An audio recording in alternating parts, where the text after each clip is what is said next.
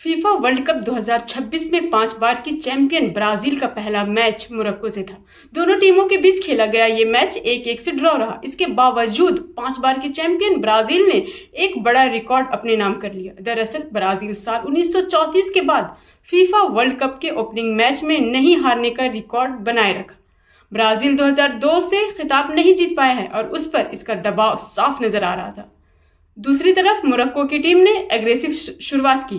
4 साल पहले सेमीफाइनल में पहुंचने वाली मोरक्को की टीम ने पहले 30 मिनट में ब्राजील के गोल पर 12 शॉट लगाए। उन्होंने गोलकीपर एलिसन बेकर के ऊपर से एक शानदार चिप शॉट से ये गोल किया।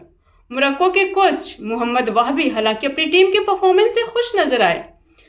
उन्होंने कहा, हम ड्रॉ से संतुष्ट हैं, हम बहुत ज्यादा उत्साहित नहीं हैं। ब्राजील भले ही जीत नहीं पाया, लेकिन उन्होंने स्पेन से 1934 में मिली हार के बाद से वर्ल्ड कप के शुरुआती मैच में अपने अजय अभियान को 21 मैचों तक बढ़ा, जिसमें 17 मैच शामिल है। छठे नंबर पर काबिज ब्राजील और 7वें नंबर की टीम मोरक्को ही टॉप 10 में शामिल ऐसी टीम है जो 48 ममालिक के इस वर्ल्ड कप के पहले दौर में आमने सामने थी।